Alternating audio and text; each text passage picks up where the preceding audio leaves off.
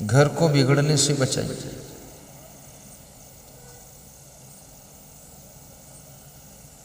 बैल दूसरे के हाँकने से चलता है, तुम बैल थोड़े हो, मनुष्य हो, स्वयं विवेक करो, उचित अनुचित है क्या। तो कबीर साहब से ये प्रश्न पूछा गया कि वह कौन सा रस है जिस रस को पान करने के बाद दुनिया के सब रस फीके हो जाते हैं, वह रस कौन है। तो कबीर साहब कहते हैं उस रस का नाम राम रस है। राम रस को राम रसिक रस पिए होगे जुग जिए होगे। कबीर साहब पूछ रहे हैं कि कोई राम रस पियोगे, यदि पियोगे तो युगों तक जियोगे। राम रस क्या है। भक्ति रस, साधना रस, प्रेम रस, यही राम रस है। सेवा का रस राम रस है। सत्संग का रस राम रस है। परोपकार राम रस है। संतोष राम रस है।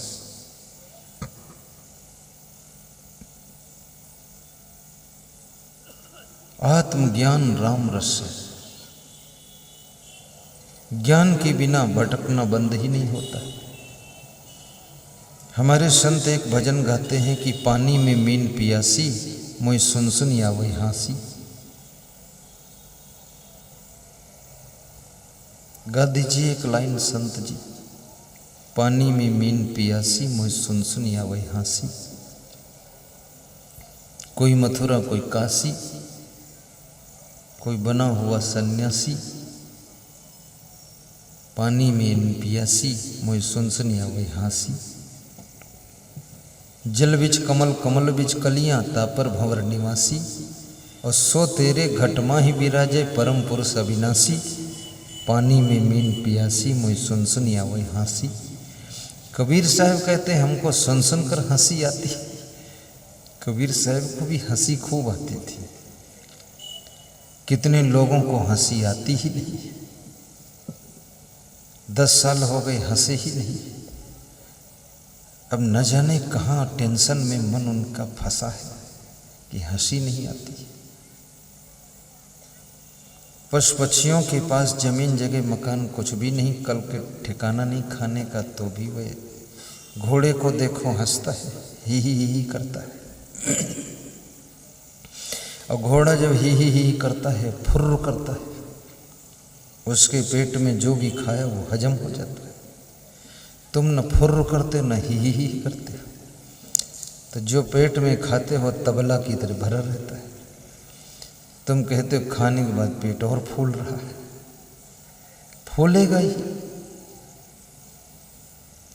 हंसना स्वास्थ्य के लिए बहुत लाभप्रद है। और ये समस्याएं तो खत्म होंगी नहीं। मनुष्य तो एक है, समस्याओं का जाल अनेक है। और याद रखना, इन सब समस्याओं का समाधान तुम्हारे पास में है। तुम घबराते क्यों। और तुम्हारे ही जीवन में नहीं, राम और कृष्ण, कबीर और क्राइस्ट के जीवन में भी समस्या थी। और समस्या को समस्या समझो तो समस्या है, नहीं तो समस्या भी आपके लिए एक कार्य करने का अवसर है। कहते हैं आवश्यकता न होती तो मनुष्य कोई नई खोज का विकास न करता, और समस्या न होती तो मनुष्य दिमाग पर जोर डाल करके समाधान न ढूंढता। मकान की जरूरत न होती तो ईंट भी न बनाता और न सीमेंट बनाता। आपकी जरूरतें भौतिक विकास को जन्म देती है।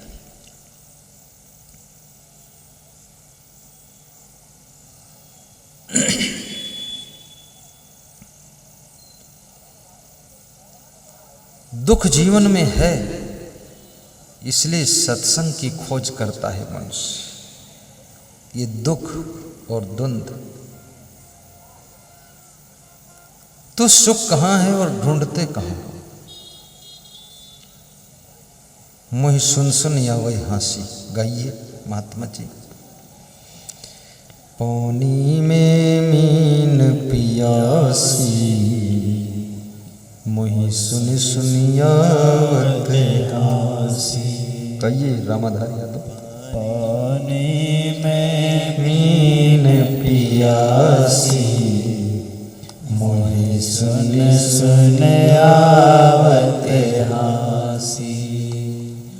आत्मज्ञान बिना नर भटके, आत्मज्ञान बिना नर भटके। कोई मथुरा कोई काशी, पानी में मीन पियासी, पानी में मीन पियासी। जैसे मृगानाभि कस्तूरी, जैसे मृगानाभि कस्तूरी। बन बन फिरत उदासी, मोहि सुन सुन आवत हासी। तुम भी दोहराओ, चुप मत बैठो। पानी में मीन पियासी, मोहि सुन सुन आवत हासी। राजेश गुप्ता जी गाइए। जल बिच कमल कमल बिच कलियां, जल बिच कमल कमल बिच कलियां। तापर भंवर निवासी, सुन सुन आवत हासी। दोहराइए सब महात्मा दोहराइए। पानी में बहुत मीन सुंदर। पियासी, धन्यवाद कार सेवक। सुन सुन आवत हासी। बहुत सुंदर। सो मन बस त्रैलोक भयो है, सो मन बस त्रैलोक भयो है। यति सती संन्यासी, मोहि सुन सुन आवत हासी। पानी में मीन पियासी, मोहि सुन सुन आवत हासी। पानी में मीन पियासी, मोहि सुन सुन आवत हासी। वाह, बहुत सुंदर। शुभकामना।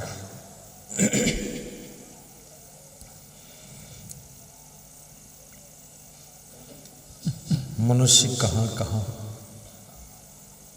शांति को ढूंढता है, सुख को ढूंढता है, मनोकामना पूरी करने के लिए भी कहाँ कहाँ भटकता है। कोई तिरुपति के बालाजी में जाता है, कोई मेहंदीपुर वाले बालाजी। मेरी समझ में नहीं आता है कि बालाजी तो सब एक ही है। बाला माने हनुमान। अब तिरुपति के बालाजी में ताकत आ गई और मेहंदीपुर वाले बालाजी में दम आ गई, और तुम्हारे गांव वाले बालाजी कमजोर कैसे हुई? क्योंकि हनुमान तो एक ही है। ऐसा ढोंग फैलाया है।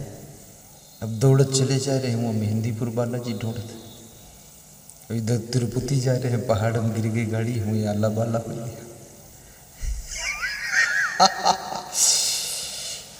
और हनुमान जी हैं बालाजी, वहां जा रहे हैं, और हनुमान जी के लक्षण एक भी नहीं है। हनुमान जी जैसे भक्त बनो, हनुमान जी जैसे निर्माण सरल बनो, अभिमान छोड़ो, और हनुमान जी जैसे थोड़ा ब्रह्मचर्य का पालन भी करो, और हनुमान जी जैसे साहसी और हिम्मत वाले भी बनो। संजीवनी बूटी के बजाय पूरा द्रोणागिर पहाड़ उठा लाए, इतना साहस। और तुमसे कोई कहे कि मेडिकल स्टोर से दवा ले आओ, तो कहा तो हम न जीवा, और वहाँ बालाजी में जाते तिरुपति में तुम्हारी अम्मा कहती सब्जी ले आओ बाजार से, कहा था हम नहीं जाएंगे, और मेहंदीपुर के बालाजी के पास आशीर्वाद ले जाते। तो बालाजी समझ गए बेईमान आदमी सब्जी घर में लाई से नहीं है, हमारे पास आवा।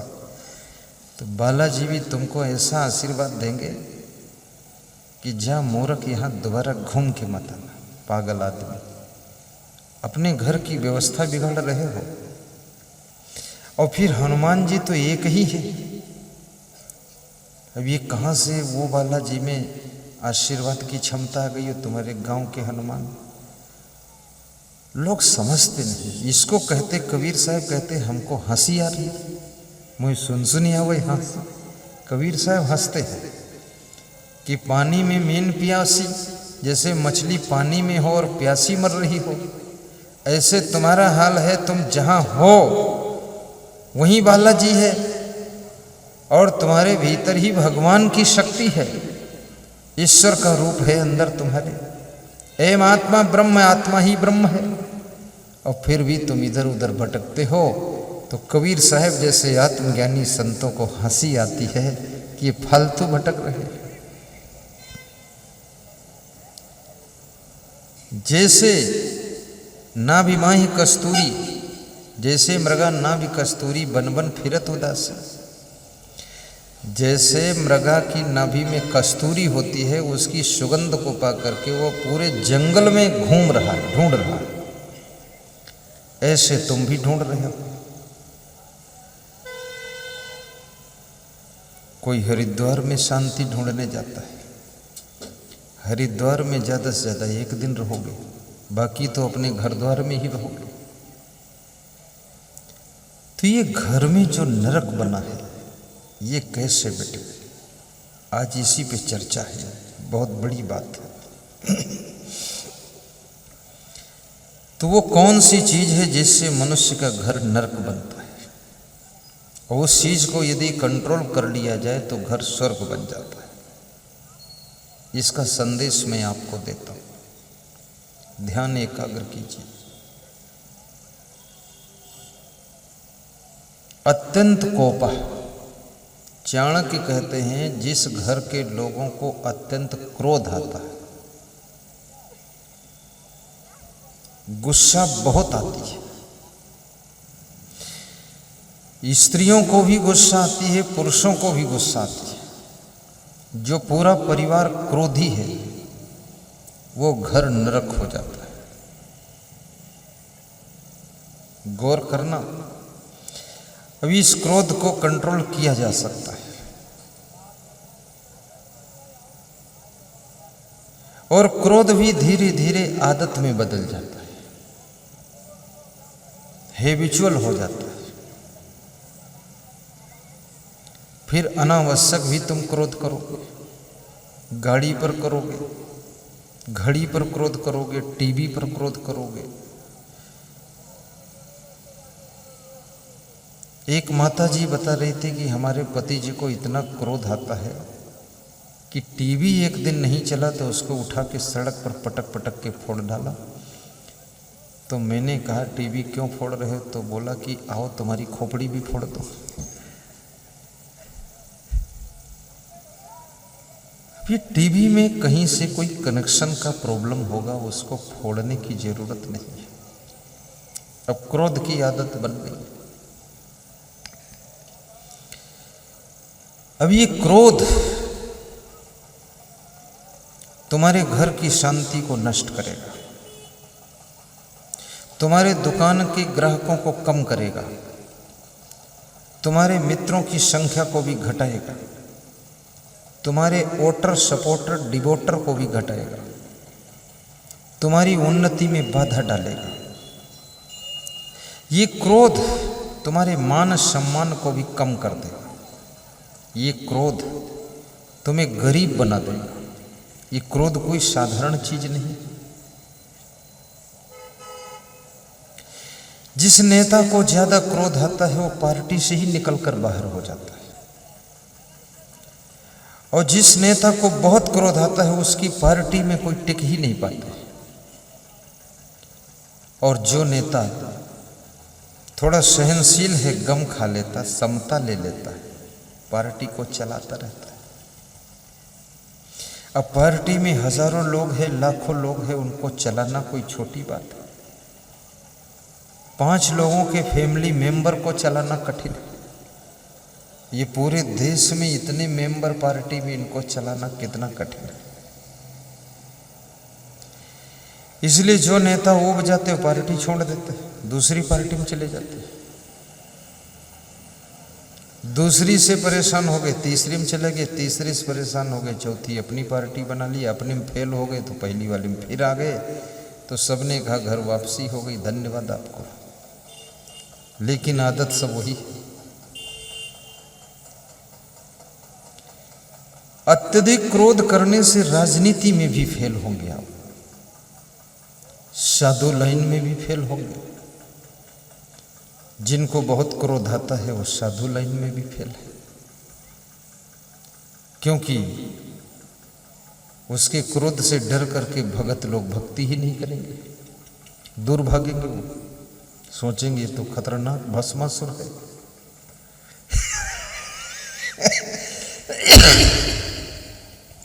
उसके पास कोई जाएगा।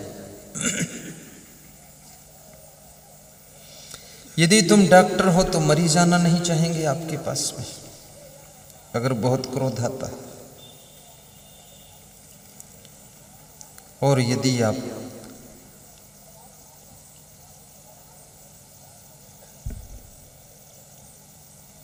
खेती बाड़ी करते हो तो मजदूर नहीं मिलेंगे आपको। अब दूसरा इसका एंगल है कि अनुशासन। अब अनुशासन कैसे करोगे, उसके तरीके बहुत हैं। थोड़ा समझा दीजिए, थोड़ा पुचकार दीजिए, थोड़ा डांट भी दीजिए, थोड़ा इनाम भी दीजिए, और थोड़ा सम्मान भी दीजिए, थोड़ी प्रशंसा भी कीजिए, थोड़ा गम भी खा लीजिए, और थोड़ा धन्यवाद दीजिए, और थोड़ा कंट्रोल भी कीजिए, और थोड़ा सा क्षमा भी कीजिए। तो आपका अनुशासन रूल चलता रहेगा। क्योंकि अनुशासनहीन परिवार पशुओं से कम नहीं होता, और अनुशासन में रहने वाला इंसान किसी महान से कम नहीं होता है। अनुशासन मनुष्य को महान बनाता है।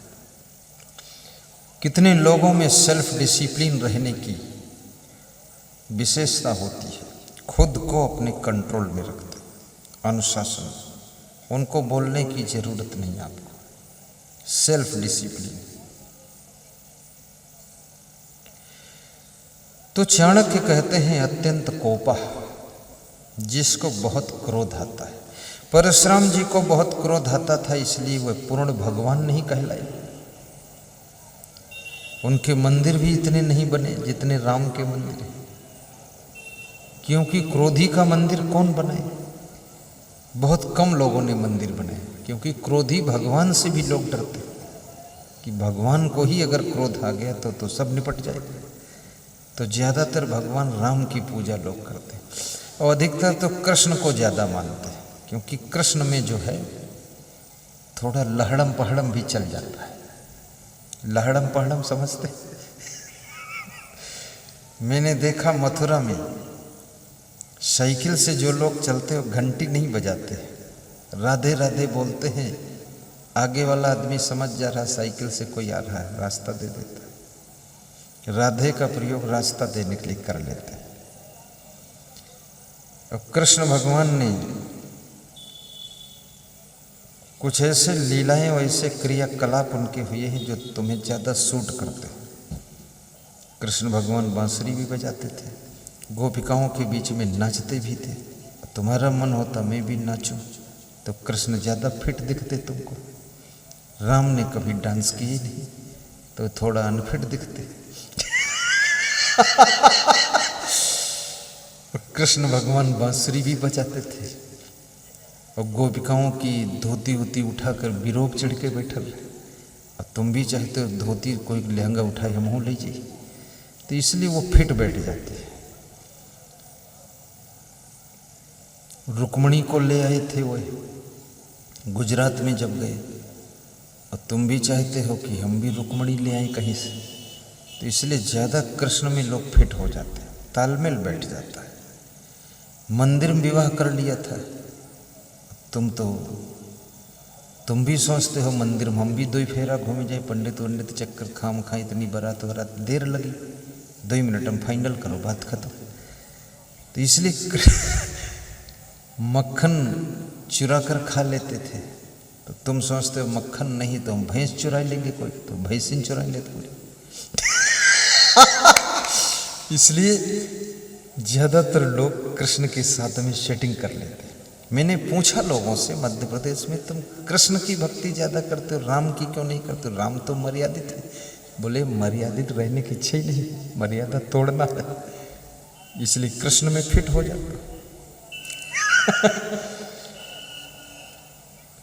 और हिंदू धर्म में सुविधा है, तरह तरह के भगवान हैं, तुम जैसा फिट होना चाहो वैसे भगवान है। सुअर बनना चाहो तो सुअर अवतार भगवान को है, सुअर बन के घूमो तुम। कोई पूछे तो कह दो बराह अवतार में के सुअर, मत्स्य अवतार, कच्छपा अवतार, सब तरह के अवतार है। मुख्य 10 अवतार है, सामान्य 24 अवतार है। अभी एक बालक मुझे मिला फर्रुखाबाद में, कह रहा था कि ये 35 करोड़ देवता कैसे हैं? तो मैंने कहा तुम्हें जिस देवता की जरूरत हो उसकी पूजा कर लो, तुम 33 करोड़ चक्कर में क्यों पड़े हो? तो बोला हमको झूठ लगत है। तो हम कहें जो सच लगे वो मानो जाए। तो बोला हमें मोहम्मद साहब सच लगत है। तो हमने कहा तो मुसलमान बन जाओ जाए, हमरे पास क्यों आए हो? कहीं हिम्मत नहीं पड़ रही है तो तुम साहस दे दो तो हम मुसलमान में चले जाए। तो हमने कहा हम किसी को साहस गलत फलत देते ही नहीं। अब मोहम्मद साहब में क्या कुछ और मिलेगा? मोहम्मद साहब में जाओगे, मोहम्मद का अर्थ नहीं मालूम, मोहम्मद बोल रहे हैं। मोहम्मद का अर्थ होता मोह और मद। मोहम्मद जो मोह और मद को जीत लिया है वही मोहम्मद है। और मोह में डूबे हो और मद में चूर हो और मोहम्मद के नज़दीक पहुँचे हो, मोहम्मद क्या करेगा?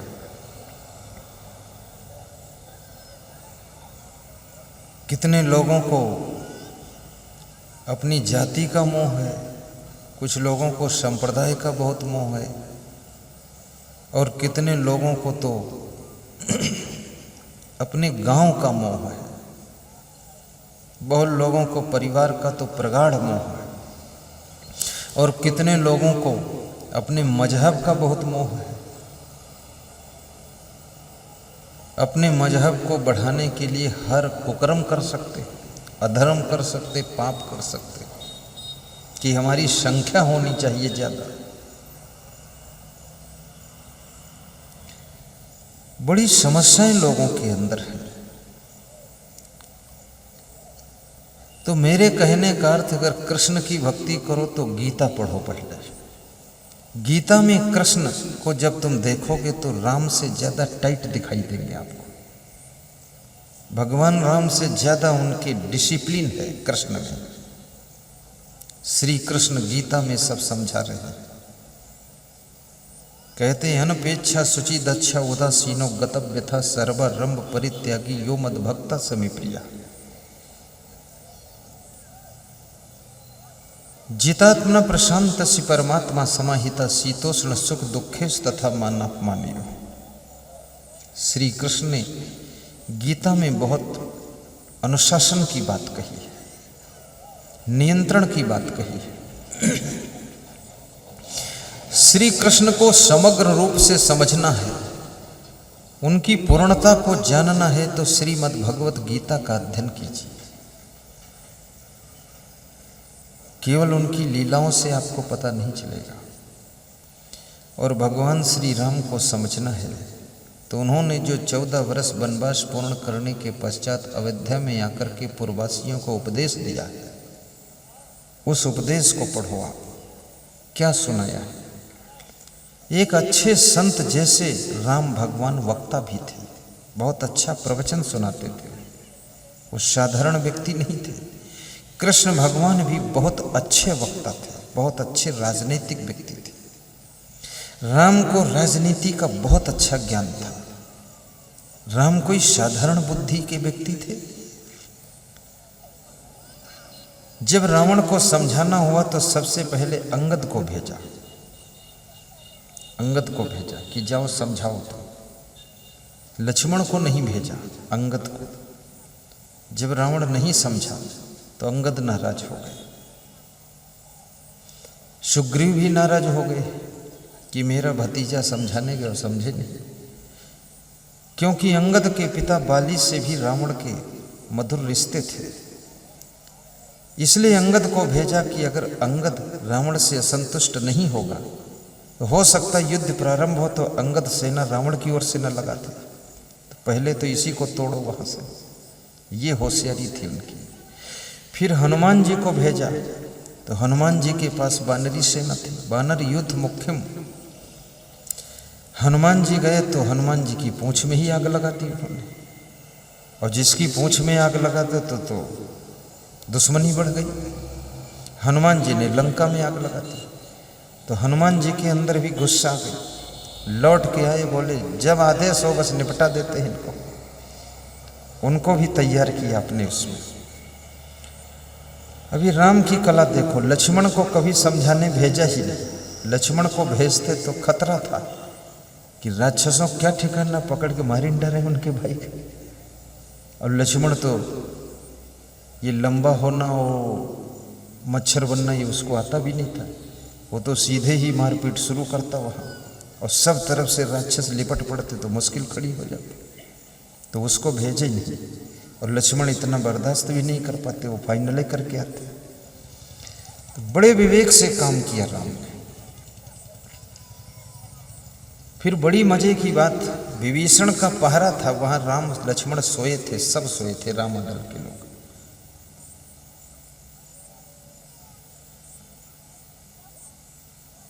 हनुमान जी भी पहरे में थे। अहिरावण आया और विभीषण की आवाज में बोल करके राम लक्ष्मण को चुरा ले गया। सवेरा हुआ, राम लक्ष्मण गायब। सब चिंतित हो गए। तो राम जब है नहीं तो समझाए कौन? तो विभीषण ने कहा खैर घबराओ मत, रात में आया कौन था? हनुमान जी आप लंगूर से बाउंड्री बनाए हुए थे, कौन आया था? बोले विभीषण की आवाज में कोई आया था। तो विभीषण ने कहा कि मैं तो आया नहीं था, मैं तो अंदर ही सो रहा था। तो मेरी आवाज तो अहिरावण ही बोल सकता है और कोई नहीं, वही उठा ले गया।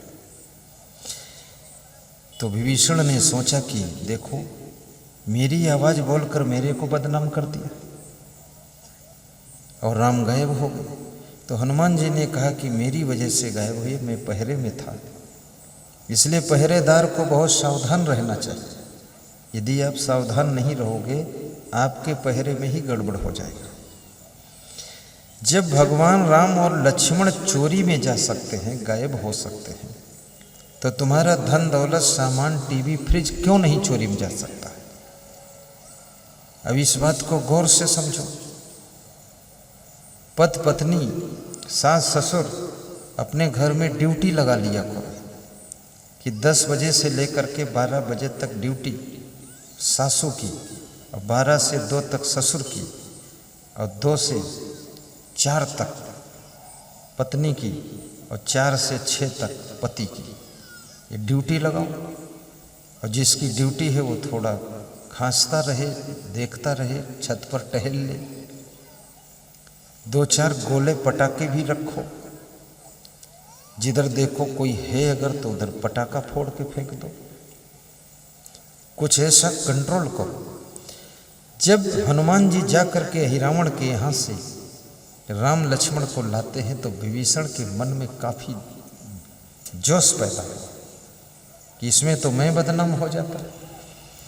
इस तरह से राम ने सबको सेटल करके, अब सोचिए कितना दिमाग उनके पास था, रीछ भालू वानरों को भी अपने कंट्रोल में रखा। आज तुम्हारे बेटे तुम्हारे कंट्रोल में नहीं, तुम्हारी बेटियां तुम्हारे कंट्रोल में नहीं, और जो कंट्रोल में नहीं रहता है उसका तो पतन होता ही है, और जो कंट्रोल करता है वो भी परेशान हो जाता है कि अब कंट्रोल से बाहर हो गए सब लोग। आज एक सज्जन का परिवार आया, बता रहे थे कि बेटा हमारा पढ़ने में बहुत अच्छा था, जब से ये मोबाइल टच स्क्रीन पकड़ा है इसने पढ़ने में डाउन हो गया। बेटे की श्रद्धा बहुत है, हाथ जोड़ के वो भी खड़ा था।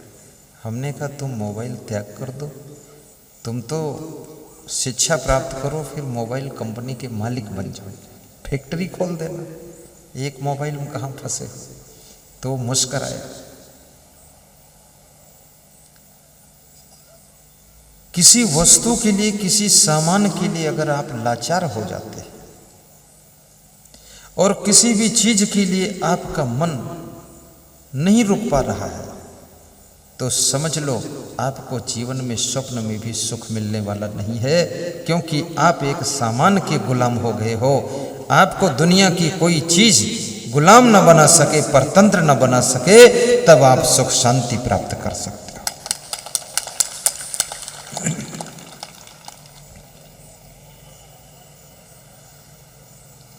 और इसमें मिलना कुछ भी नहीं है।